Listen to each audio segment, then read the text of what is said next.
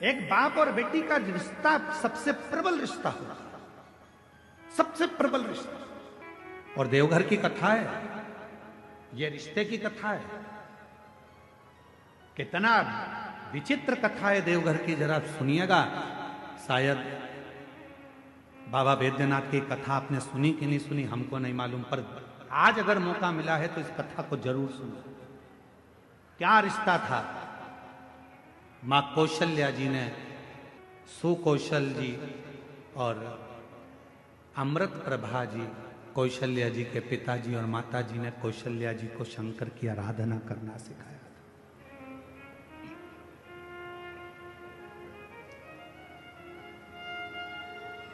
कौशल्या मैया शिव जी की आराधना में ली। कहते हैं आनंद रामायण वर्णन करती है कि कौशल्या मैया 1 मिनट भी शंकर की भक्ति के बिना रह नहीं पाती थी। भाव की इतनी शुद्धता थी मां कौशल्या जी की।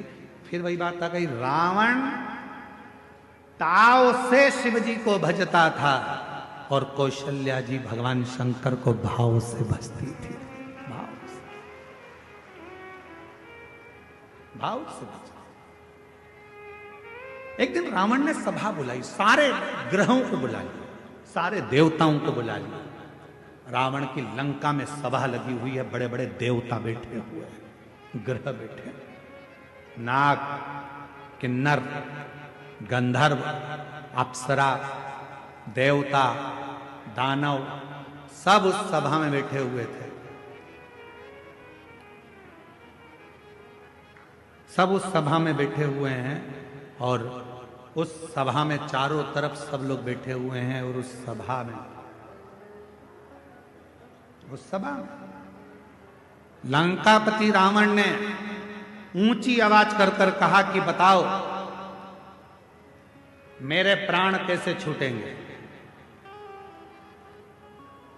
मेरी मृत्यु कैसे होगी। बड़े बड़े विद्वान बैठे थे, बड़े बड़े सभासद बैठे थे, बहुत देवता, गंधर्व, किन्नर, अप्सरा, पशु पक्षी सब उस सभा में बैठे हैं, असुर सुर सब उस सभा में। मेरे प्राण कैसे जाएंगे बताया जाए, कैसे मरूंगा मैं बताओ। तब किसी ने नहीं बताया। रावण को क्रोध आ गया तो सबको बंदी बनाने लगा। बंदी बना, अगर नहीं मालूम पड़ा तो मैं तुम्हें बंदी बना लूंगा। तब ग्रहों में ग्रह, सारे ग्रहों ने रावण से कहा, रावण तुम्हारी मृत्यु कौशल देश के राजा सुकौशल जी की जो लड़की है कौशल्या, उन कौशल्या माता के गर्भ से एक बड़ा विद्वान शूरवान एक पुत्र पैदा होगा, जन्म लेगा। उस बेटे के द्वारा तुम्हारे प्राण छूटेंगे। अब तो रावण को गुस्सा आ गया। कौशल नरेश, सुकौशल की लड़की कौशल्या और कौशल्या का बेटा राम मुझे मारेगा। हाँ। रावण ने सभा को विराम दिया, अपने गुप्तचरों को बुलाया। मेरी मृत्यु नहीं होना चाहिए, उसके लिए क्या करा जाए।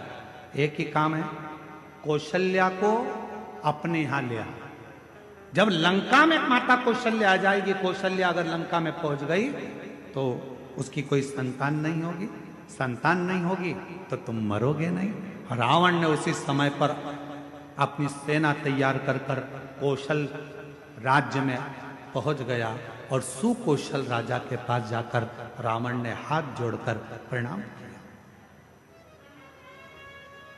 रावण उस समय पर शिव की आराधना नहीं करता था। बाबा वैद्यनाथ की कथा चल रही है, जरा सावधानी से सुनिएगा।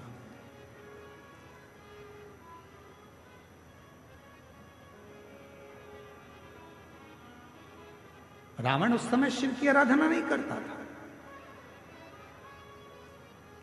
सुकौशल जी ने देखा कि लंका का राजा रावण आया है, बड़ा प्रबल वीर। लंकेश आइए। कैसे आना हुआ? सुकौशल जी ने जब पूछा तो रावण ने कहा कि हमको आपकी बेटी कौशल्या चाहिए। आप अपनी पुत्री कौशल्या को लंका ले जाने की आदेश दें। सुकौशल जी मुस्कुराकर बोले कि बेटी हमारी है, पर हमारी बेटी की आज्ञा के बिना हम कोई निर्णय नहीं ले सकते, कोई नहीं।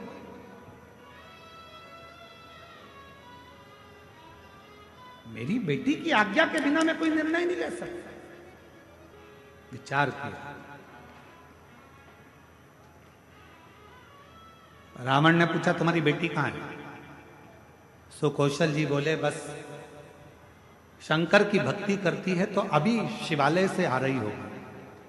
जो सामने से बेटी को आते हुए देखा तो कौशल्या इतनी सुंदर थी, माता कौशल्या इतनी सरल थी। माता कौशल्या, शिव का जो भक्त होता है उसमें सहजता, सरलता, नम्रता अपने आप दिखती है, उसको दिखाया नहीं जाता। सरल, शिव जैसा भोला, शंकर जैसा सहज। लंकापति रावण ने कौशल्या जी को देखा तो कहा आप ही कौशल्या? हाँ। सुकौशल जी की बेटी हो? हाँ। हम आपको लंका ले जाने के लिए। मुझे लंका? हाँ। कौशल्या जी कहने लगी मैं तो लंका नहीं जाऊंगा, मैं लंका नहीं जाऊंगा। रावण कहने लगा तुम मुझे जानती नहीं हो कौशल्या, अगर तुम मेरे साथ नहीं चली तो मैं दबाव के साथ तुम्हें लंका ले जाऊंगा। इतने में कौशल्या जी के मुख से निकल गया लंकापति रावण सुन, तुम मुझे ले जाने की बात करता है, अगर बन सके तो तेरी लंका में एक बार उस कैलाशपति को ले जाकर बता दे तो कौशल्या लंका में प्रवेश कर जाए। तू एक बार उस कैलाशपति को तेरी लंका में ले जाकर बता दे तो ये मां कौशल्या जी कर रही हैं कि ये कौशल्या तेरी लंका में प्रवेश कर जाएगी। रावण हंसकर बोला वो कैलाश पर रहने वाला शंकर, वो शंकर। अगर तुम बोलती कि विष्णु जी को लेकर जाओ तो बड़ी बात थी, तुम कहती कि ब्रह्मा जी को लेकर जाओ तो बड़ी बात थी, शंकर जी तो मैं अभी उनको लेकर आ। और रावण गया देवाधिदेव महादेव की आराधना में बैठ गया, साधना में बैठ गया। शिव जी प्रसन्न नहीं हुए। अब बताओ भाव में बैठा था कि ताव में बैठा था? भाव में नहीं बैठा ना, काय में बैठा था? ताव में। अब मैं ले जाकर मानूंगा। लग गया रावण पीछे। शंकर भगवान प्रसन्न नहीं हुए, तब रावण को लगा कि ऐसे नहीं मानेंगे। रावण ने अपना शीश काट कर देना प्रारंभ कर दिया। 9 शीश कट गए रावण के, 10वां शीश था। शिव जी सामने आकर खड़े हो गए। रावण क्या चाहिए तुझको? रावण कहता है बाबा मैं तुम्हें लेने आया हूं, तुम मेरे साथ लंका चलो।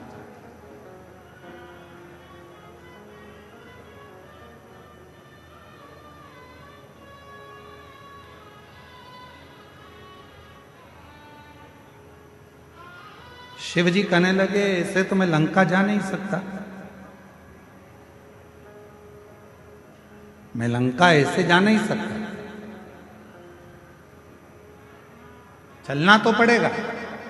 रावण जिद पर अड़ गया। तब देवाधिदेव महादेव ने मां पार्वती जी से जाकर कहा कि लंकापति रावण मुझे लेने के लिए आया। शिव जी कहते हैं कि मैं नहीं जा सकता, मैं जानता हूं, पर पार्वती तुम बताओ क्या?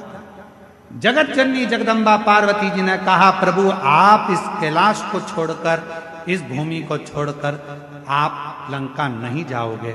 तब भगवान शंकर जी ने कहा कुछ तो करना पड़ेगा। पार्वती जी कहती हैं आप जानो क्या करना है।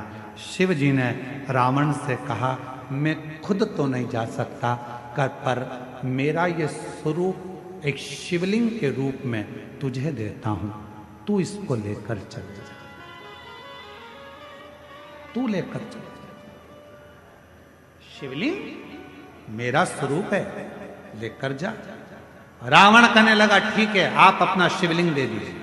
शंकर भगवान का प्रतिबिंब स्वरूप शिवलिंग शिव जी ने उठाकर रावण को दे दिया और रावण से कहा, सुन रावण, ये शिवलिंग तू जहां रख देगा उठने वाला नहीं, ले जा इसको। सूचना मिल गई मां पार्वती को। पार्वती को सूचना मिल गई कि शिव जी एक लिंग की आकृति में रावण के साथ लंका जा रहा है। रावण के साथ लंका, शिवलिंग। पार्वती की आंखों से जल बहने लगा। शिव जी ने पूछा, पार्वती तू रो रही है, तेरी आंखों में जल भरा है? हां। क्यों? जो मेरे हृदय में विराजमान था वो आज शिवलिंग की आकृति धारण कर कर लंका जा रहा है। ये शिवलिंग तो मेरा दिल है, मेरे हृदय में शिवलिंग है, और तुम उसको लंका भेज रहे हो।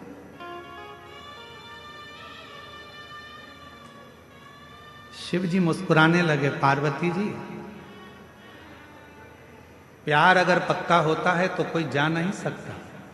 बस इतना शंकर जी ने कहा और पार्वती जी समझ गई। पार्वती जी ने गणेश जी को बुलाया, गणेश शीघ्र आओ।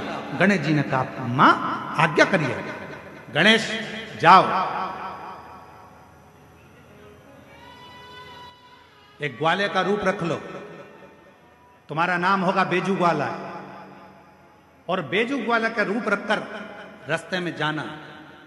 रावण संध्या करने के लिए रुकेगा, शिवलिंग तुम्हारे हाथ में देगा, थोड़ी देर उसके सामने पकड़ कर रखना, थोड़ी देर बाद जमीन पर रख देना।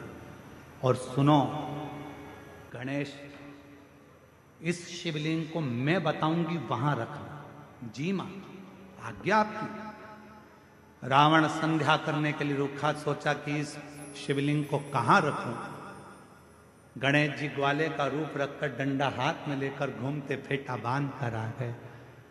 ओ महाराज क्या बात है? महाराज कहने लगे, मुझे संध्या करना है, ले ये शिवलिंग को पकड़ ले, जमीन पर मत रखना। ठीक है, मैं अब भी आया हूं संध्या कर कर। जो गणेश जी के हाथ में, बेजू ग्वाले के हाथ में शिवलिंग दिया। गणेश जी ने मां से पूछा, मां आप बताओ शिवलिंग कहाँ रखूं? माता पार्वती ने कहा, जब मैं सती बनकर जन्मी थी,